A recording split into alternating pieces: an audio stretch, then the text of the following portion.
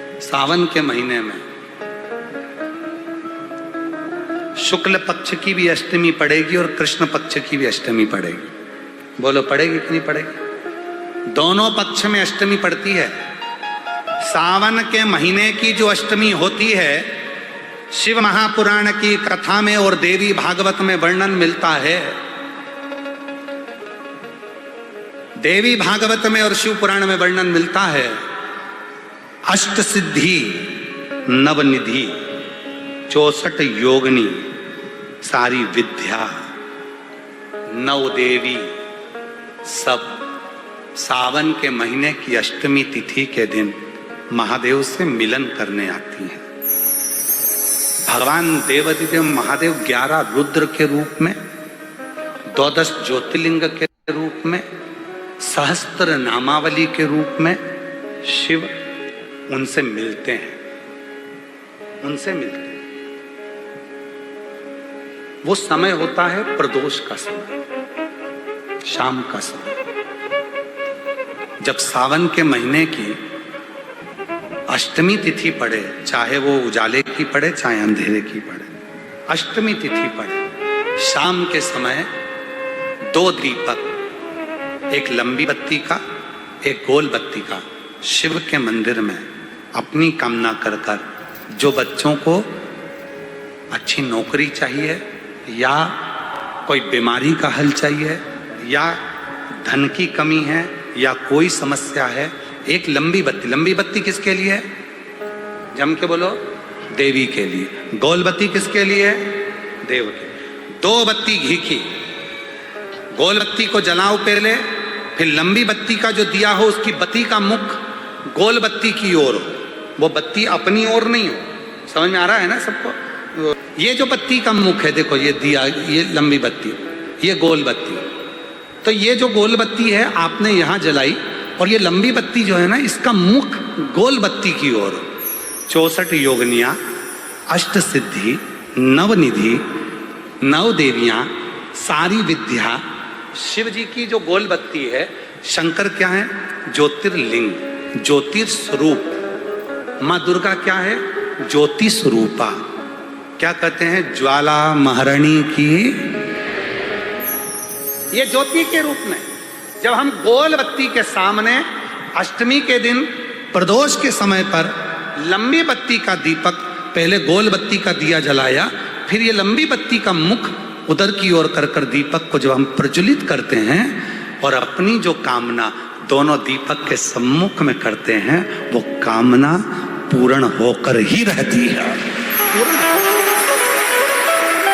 दो बत्ती पर करना क्या है? दोनों अष्टमी को, सावन के महीने में जो उजाले पक्ष की अष्टमी आएगी उस पर भी करना है, और जो अंधेरे पक्ष की आएगी उस पर भी। किसी भी अष्टमी तिथि को 12 महीने में शुक्ल पक्ष कृष्ण पक्ष की अष्टमी तिथि पड़ती है।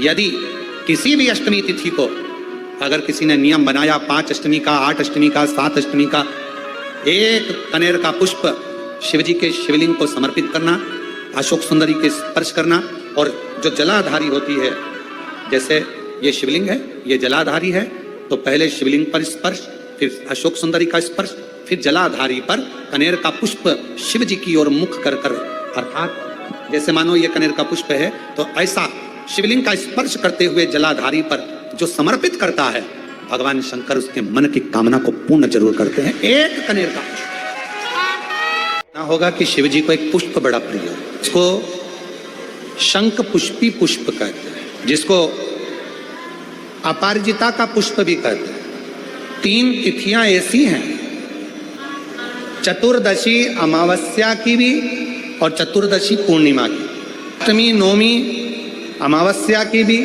और अष्टमी नवमी पूर्णिमा की।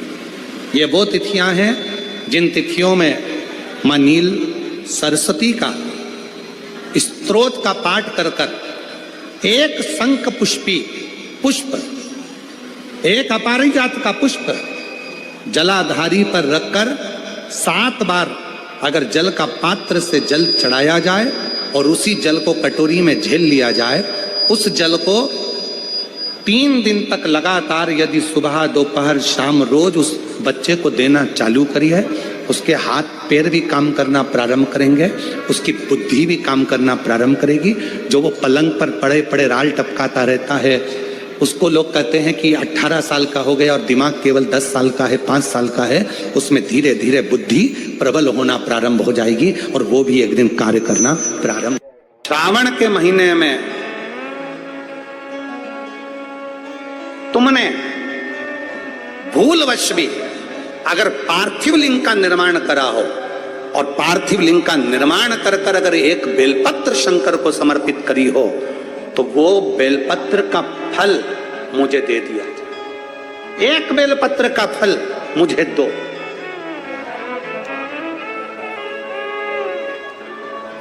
एक बेलपत्र का, हाँ, केवल एक बेलपत्र का फल मुझे दे दीजिए, केवल एक बेलपत्र का फल मुझे प्रदान कर दीजिए, केवल एक बेलपत्र का फल मुझे दे दीजिए। एक बेलपत्र, हाँ। पार्वती जी कहती हैं इस बच्चे के लिए, मैंने हजारों वर्ष तक अगर तप करा हो तो वो तप भी तू ले ले, मैं तुझे देने को तैयार हूं। 1000 वर्ष का तप मैं घड़ियाल तुझे देने को तैयार हूं, पर एक निवेदन है कि श्रावण महीने में जो मैंने एक पार्थिव लिंग का निर्माण करा और जो बेलपत्र समर्पित करा, उसका पुण्य मैं तुझे नहीं दे सकती। 1000 वर्ष का पुण्य ले ले, मैं दे दूंगी, पर एक श्रावण के महीने के पार्थिव लिंग के पूजन का एक बेलपत्र का पुण्य नहीं दे सकती। घड़ियाल कहता है मुझे तुम्हारे हजारों वर्ष का तप नहीं चाहिए, मुझे तो केवल एक श्रावण महीने के पार्थिव लिंग पूजन का एक बेलपत्र का फल चाहिए।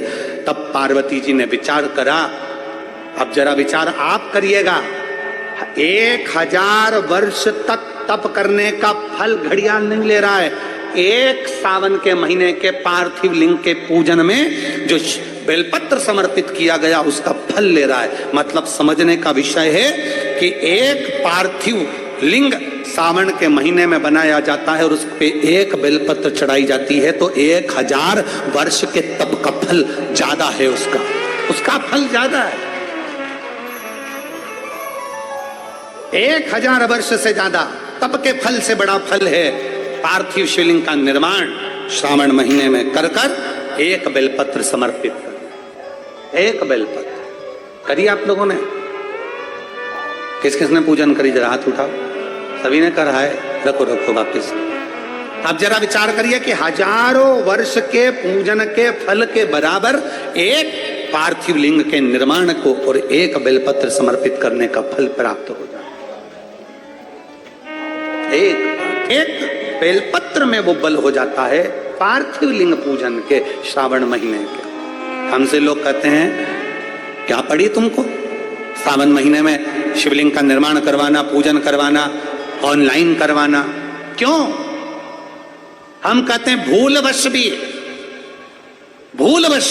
अगर कोई अपने घर में सावन के महीने में पार्थिव लिंग का निर्माण कर लेता है, पूजन कर लेता, भूलवश भी, और एक बेलपत्र समर्पित कर देता है, उसको हजारों वर्ष का पुण्य फल तप का तो वैसे ही प्राप्त होगा।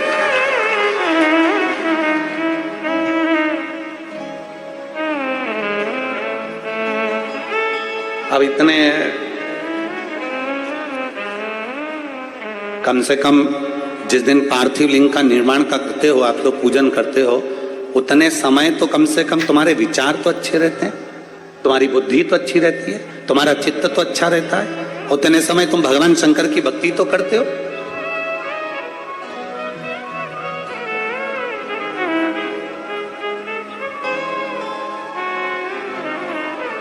तुम्हारे पास में उस समय पर भक्ति तो अविरल रहती है।